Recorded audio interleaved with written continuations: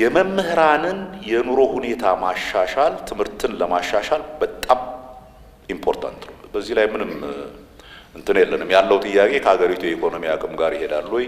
እስከዛስ ምን እናርግ? እንደው በትልቁ ደሞዝ መጨመር ባይቻል እንኳን ምን እናርግ የሚለው ነው። ከዛ ጋር በተያያዘ ነው በትምህርት ሚኒስቴር እና ከዩኒቨርሲቲዎች ጋር በጋራ ሆነን የመምህራን ባንክ እንጀምር ብለን የመምህራን ባንክ ለማቋቋም እንቅስቃሴ የጀመርነው። ተስፋ አደርጋለሁ እስከሚቀጥለው ዓመት ይደርሳል። ያም የምናስበው ጀስት ሲምፕሊ እንደው ቤት እንኳን ለመስራት ቢፈልጉ በአነስተኛ ወለድ ቤት ሊሰሩ የሚችሉበትን ከፋይናንስ ሲስተሙ ጋር መምህራንን ማቆራኘት ይጠቅማል በሚል ነው። እሱን እናደርጋለን። ሆፕፉሊ የሀገሪቱ የኢኮኖሚ ሁኔታም እየተሻሻለ ሲሄድ ለመምህራን ቢያንስ መምህራን በአስተማሪነት ደሞዝ ሀብታም አይሆኑም፣ ግን ልጆቻቸውን ማብላት ማስተማር የሚችሉበትን ያህል እንትን እንኳን መስጠት ካልቻል ዜን በዘላቂነት ችግር ውስጥ እንገባለን። የዚህ እንትን ግልጽ የሆነው አንዱ የችግር ማሳያ የመምህራን እጥረት ነው። ሲግኒፊካንት የሆነ የመምህራን እጥረት አለ። ወደ መምህርነት ሙያ ለመግባት የሚያስቡት ቅድም ተብሏል። ይሄ ሁላችንም እናውቃቸው ናቸው፣ አዲስ ነገር አይደለም። በትምህርታቸውም በጣም ደካማ ግሬድ ያመጡ ናቸው።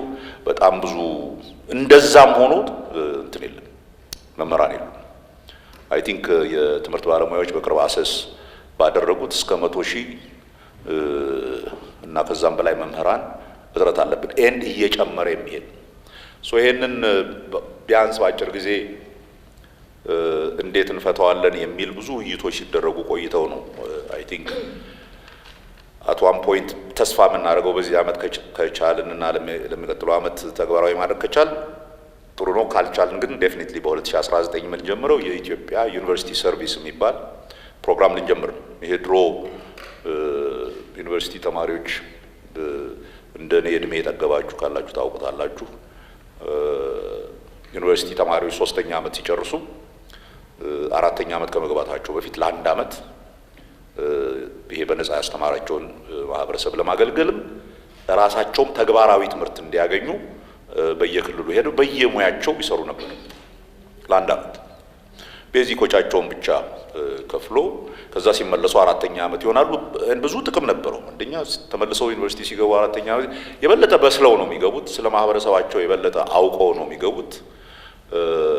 ኢንፋክት ብዙ የዩኒቨርሲቲ ሁለተኛ ደረጃ ትምህርት ቤት መምህራን ከዛ በኋላ እነኚህ ሰርቪስ የወጡ ልጆች ሲያስተምሩ አስተማሪነትን ወደውት እዛው በአስተማሪነት የቀሩ ብዙ ሰዎች አሉ። እሱን ፕሮግራም እንጀምራለን ብለናል። እሱ በተወሰነ ጊዜ ያለብንን ችግር ይቀንስልን ይሆናል። ግን ባልናቸው በዚህ በጥናቱም የተነሱ ከዛ በፊትም አይደንቲፋይ ያደረግናቸውን ነገሮች በሙሉ ይዘን የጀመርነው ሲግኒፊካንት የሆነ ኤክስቴንሲቭ የሆነ ስራ አለ። ያንን ስራ እንቀጥላለን። የሁላችንም ስራ ነው። የሁሉንም ትብብር ይፈልጋል። ግን ከባድ ስራ ነው። በፍጹም ቀላል ስራ አይደለም። ከባድ ስራ ነው። ግን ምርጫ ያለን ስራ አይደለም። እንደ ሀገር ትምህርት ከተበላሸ